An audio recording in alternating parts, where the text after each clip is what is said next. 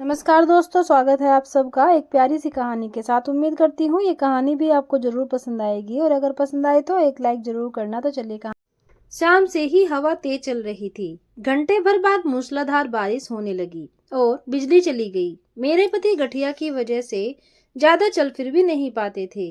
दफ्तर से आते जाते बुरी तरह थक जाते थे। मैंने घर की सारी खिड़कियां बंद की और रसोई में जाकर खिचड़ी बनाने लगी। अंधेरे में और कुछ बनाने की हिम्मत ही नहीं थी।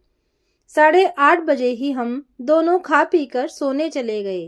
पंखा न चलने की वजह से नींद तो नहीं आ रही थी, लेकिन उठने का मन भी नहीं कर रहा था। मेरी आंख अभी लगी ही थी कि किसी ने दरवाजा खटखटाने की आवाज से मैं उठ बैठी। टॉर्च जलाकर देखा, 9:30 बजे थे। सोचा कि इस वक्त कौन होगा। आजकल तो मिलने वाले परिचित भी कभी कभार ही आते हैं, और वह भी छुट्टी के दिन। मैं धीरे से उठी, टॉर्च की रोशनी के सहारे टटोलते टटोलते दरवाजे तक पहुंची। मेरे पति पीछे से आवाज लगा रहे थे, शांता जरा देख कर खोलना, पहले कड़ी लगाकर देख लेना, इस इलाके में आजकल चोरियां भी होने लगी हैं। मैंने दरवाजे के पास पहुंचकर चिल्लाकर पूछा, कौन है?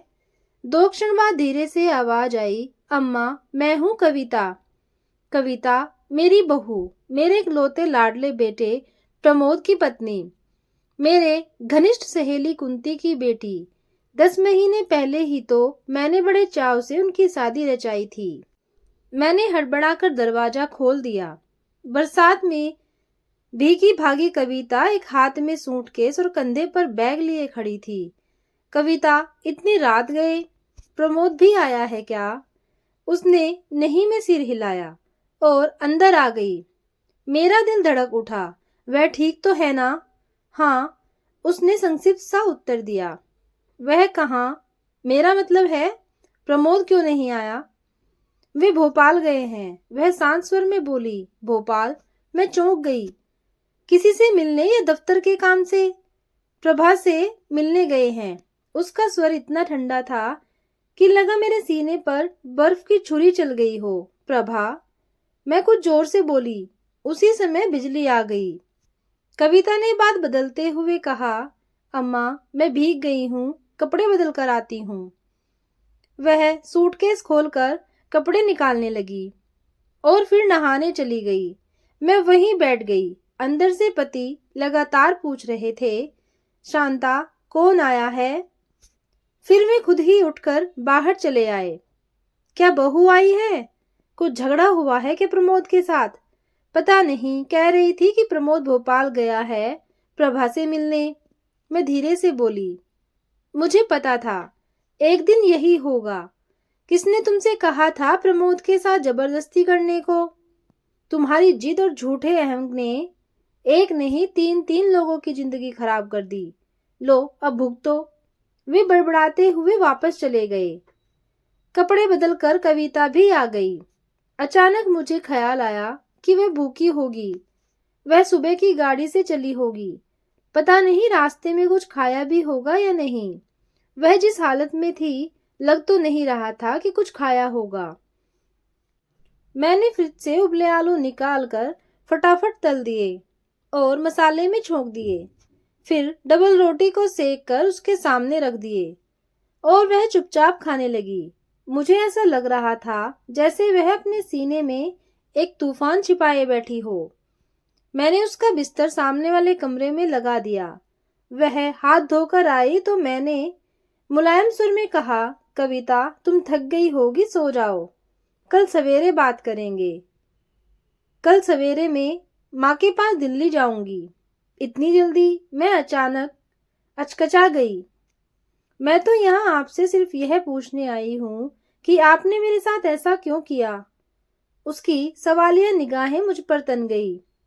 बेटी, मैंने सोचा था, आपने सोचा कि मुझसे शादी करने के बाद प्रमोद प्रभा को भूल जाएंगे, पर सच तो यह है कि वे एक क्षण भी उसको भुला नहीं पाए। क्या तुम्हें प्रभा के बारे में सब पता है? मैंने उससे डरते डरते पूछा। हाँ, प्रमोद ने शादी के पहले ही मुझे सब कुछ बता दिया था। इधर आपकी जिद थी, उधर मेरी माँ की। उस वक्त तो मैंने भी सोचा कि शादी के बाद वे सब भूल जाएंगे, धीरे धीरे सब भूलने लगेंगे। पर क्या प्रमोद ने तेरे साथ कुछ नहीं? नहीं अम्मा, वैसे तो वे बहुत अच्छे हैं, पर प्रभाव उन पर कुछ इस तरह हावी है कि वे मेरे साथ कभी सामान्य नहीं रहते। मुझे प्रमोद पर गुस्सा आने लगा। इस तरह कविता को अकेले छोड़कर भोपाल जाने का क्या मतलब?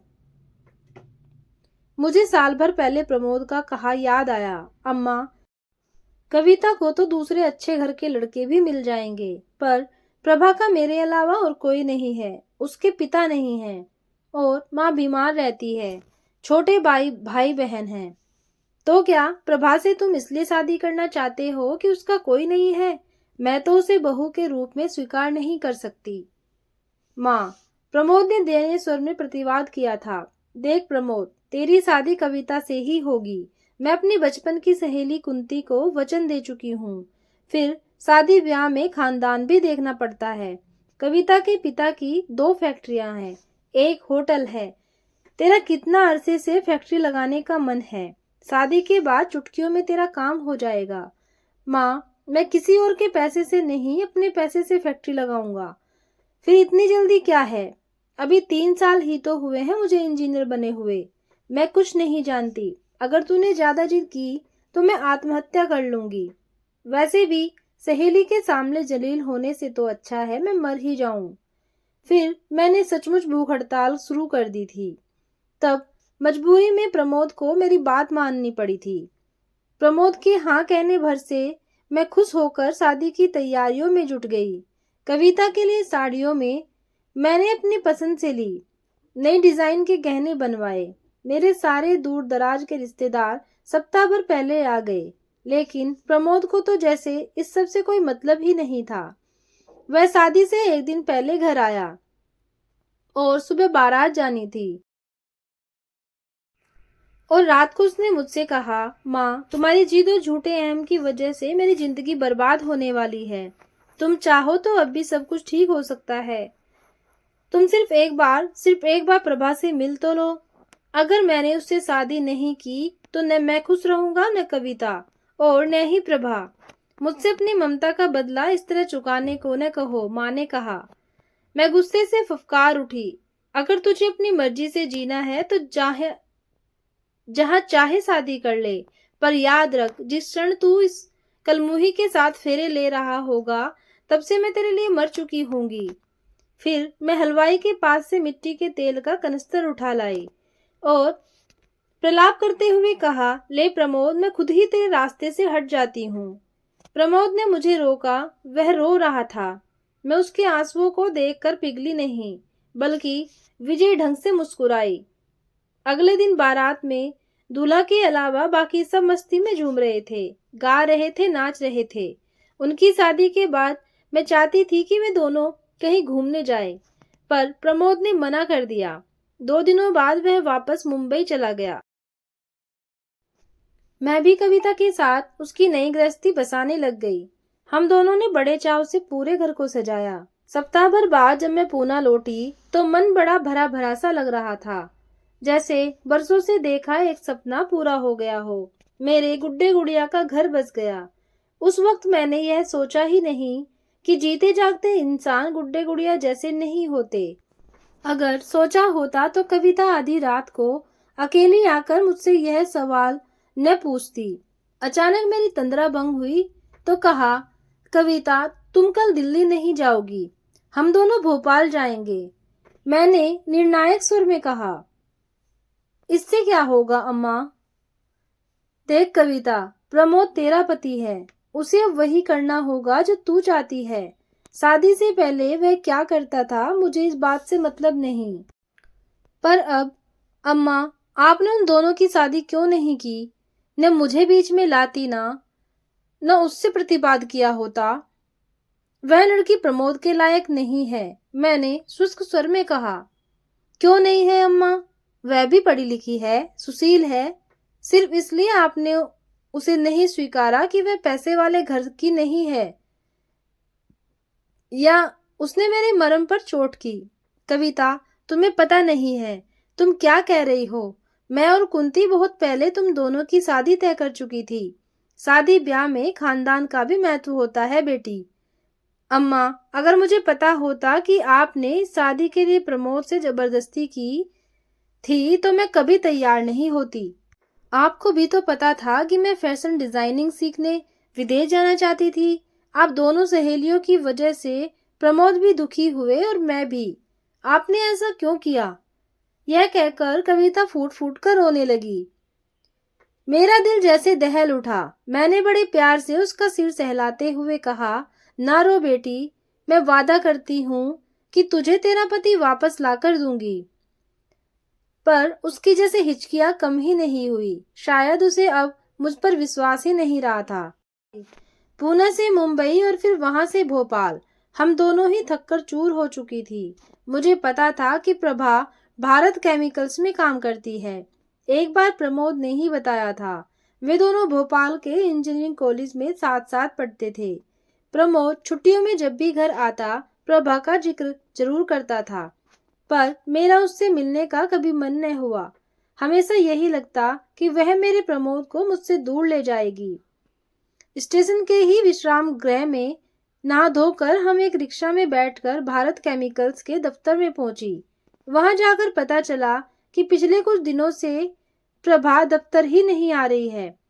आखिरकार दफ्तर के एक चपरासी से प्रभा के घर का पता लेकर हम वहां चल पड़ी। कविता पूरे रास्ते शांत थी। लग रहा था जैसे वह इस नाटक की पात्र नहीं बल्कि दर्शक है। प्रभा के घर के सामने रिक्शे से उतरने के बाद कविता ने कहा, अम्मा, आप अंदर जाइए, मैं यहीं बरामदे में बैठी हूँ। मैंने घर की घंटी बजाई। 15-16 साल की एक लड़की ने दरवाजा खोला। मैंने सीधे सवाल किया, प्रमोद है क्या? और वह चौंक गई। फिर संभल कर बोली, वे तो दीदी के साथ अस्पताल गए हैं, आप अंदर आइए ना। उसकी आवाज इतनी विनम्र थी कि मैं अंदर जाकर बैठ गई। घर सादा सा था पर साफ सुथरा था। वह मेरे लिए पानी लेकर आई और बोली, मैं प्रभा दीदी की बहन हूँ, विभा। मैंने अपना परिचय देने के बजाय फिर से सवाल पूछा, प्रमोद यहाँ कब से है? वे 2 दिनों पहले ही आए थे। माँ जब से अस्पताल में भर्ती हुई तब से। उसकी आवाज भारी हो गई। फिर संयत स्वर में उसने पूछा, आप प्रमोद जी की माँ है ना? उन्होंने आपकी तस्वीर दिखाई थी। आपके घर में और कौन कौन है? दीदी, मैं, छोटा भाई और माँ। विभा से छोटा भाई यानी अभी स्कूल में ही होगा। मैं उठने ही लगी थी कि विभा बोल पड़ी, आप बैठिए, मैं आपके लिए चाय बनाकर लाती हूँ। फिर प्रमोद जी को यहाँ बुला लाऊंगी। अस्पताल यहाँ से ज्यादा दूर नहीं है। बाहर मेरी बहू बैठी है, उसे भी अंदर बुला लाओ। मुझे इतनी देर में पहली बार कविता का ध्यान आया। जी अच्छा, कहते हुए विभा बाहर चली गई। कविता के चेहरे से लग रहा था कि वह बहुत असहज महसूस कर रही है। विभा हम दोनों के लिए चाय और नाश्ता ले आई। उसके अंदर जाते ही कविता शुरू हो गई, अम्मा, चलो हम वापस चलते हैं। प्रमोद को बुरा लगेगा। क्या बुरा लगेगा? मैं उसकी माँ हूँ, तुम उसकी पत्नी हो।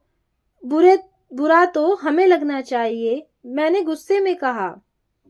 विभा तैयार होकर आ गई। आप लोग यहाँ बैठिए, मैं अभी उन्हें बुला कर लाती हूँ। नहीं, हम भी चलेंगे। मैं उठ खड़ी हुई। वह अचकचा गई, आप क्यों? चलो कविता, मैंने उसे भी उठने का इशारा किया। एक बार में जो तय कर लेती थी करके ही रहती थी। प्रमोद तो जानता ही था कि मैं कितनी जिद्दी हूँ।